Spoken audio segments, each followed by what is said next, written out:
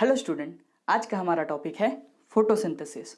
Photosynthesis green plants के अंदर होने वाला एक इम्पॉर्टेंट प्रोसेस है जिसकी मदद से प्लांट कार्बोहाइड्रेट को सिंथेसाइज करते हो। लेकिन फोटोसिंथेसिस प्लांट्स के अंदर कहाँ पे होता है? जनरली फोटोसिंथेसिस प्लांट्स के अंदर लीव्स में होता है।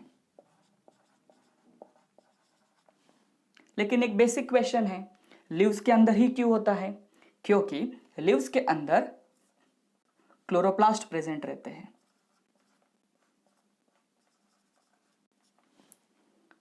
सो नेक्स्ट क्वेश्चन फिर से आता है, क्लोरोप्लास्ट इतना इंपॉर्टेंट क्यों है? बिकॉज क्लोरोप्लास्ट के अंदर क्लोरोफिल पिगमेंट्स प्रेजेंट होते हैं और ये वही पिगमेंट है जिसकी वजह से लीव्स को ग्रीन कलर आता है। इस क्लोरोफिल पिगमेंट की हेल्प से प्लांट फोटोसिंथेसिस की प्रोसेस को कैरी आउट करते हैं।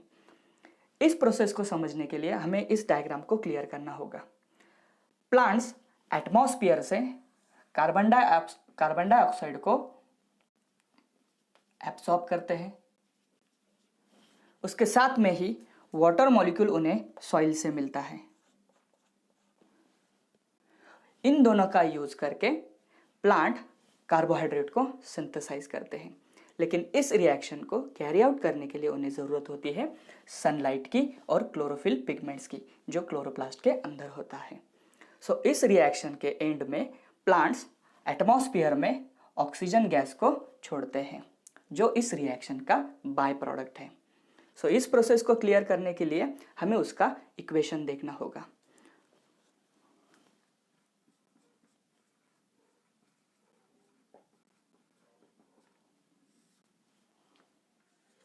(6CO2 plus 12H2O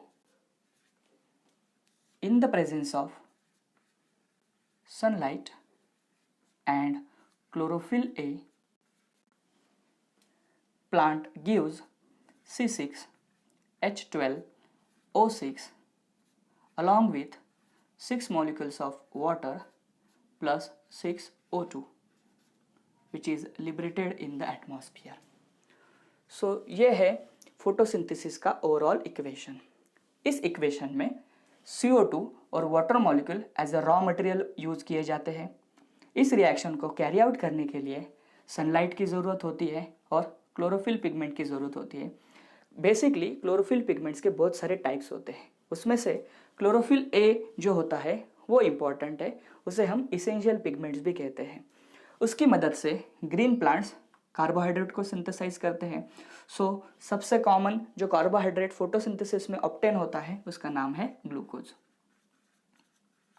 उसके साथ में ही वाटर मॉलिक्यूल को भी प्रोड्यूस किया जाता है, जो प्लांट के अंदर रिसाइकल होके डिफरेंट बायोकेमिकल रिएक्शन में यूज होता है और as a by product oxygen release होता है।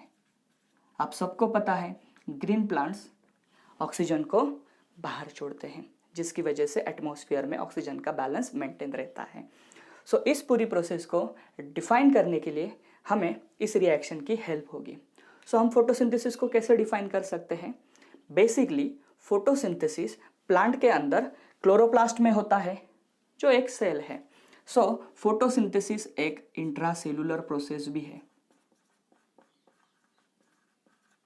इसके साथ में सिंपल चीजों को कंबाइन करके यहाँ पे कुछ कॉम्प्लेक्स बन रहा है, इसलिए हम उसको एनाबोलिक भी बोलेंगे। सो फोटोसिंथेसिस एक इंट्रासेलुलर और एक एनाबोलिक प्रोसेस है। इसको थोड़ी डिटेल में देखते हैं। इंट्रासेलुलर का मतलब होता है इनसाइड द सेल और एनाबोलिक का मतलब होता है सिंपल चीजों का इस्तेमाल करके उनसे कुछ कॉम्प्लेक्स चीज बनाना। अगर इस रिएक्शन में इसको अगर हम सिंपल कहेंगे तो दिस विल बी कॉम्प्लेक्स, लेकिन इस रिएक्शन को कैरी आउट करने के लिए हमें जरूरत होती है एंजाइम्स की। सो एंजाइम की हेल्प से सिंपल कंपाउंड्स को कॉम्प्लेक्स कंपाउंड में कन्वर्ट किया जाता है। ऐसी रिएक्शन को एनाबॉलिक रिएक्शन कहते हैं और जो रिएक्शन सेल के अंदर होती है उसे इंट्रासेलुलर कहते हैं। तो photosynthesis is intracellular as well as anabolic process. चलो इसको डिफाइन करते हैं। So photosynthesis is intracellular anabolic process in which glucose is synthesized from simple inorganic substances like CO2 and water with release of oxygen as a byproduct in the presence of sunlight and chlorophyll A। तो इस reaction के बाद हमें photosynthesis के बारे में जो basic introduction है वो सारा पता चल जाता है। सो आई होप कि आपका फोटोसिंथेसिस ये टॉपिक अभी क्लियर हुआ होगा।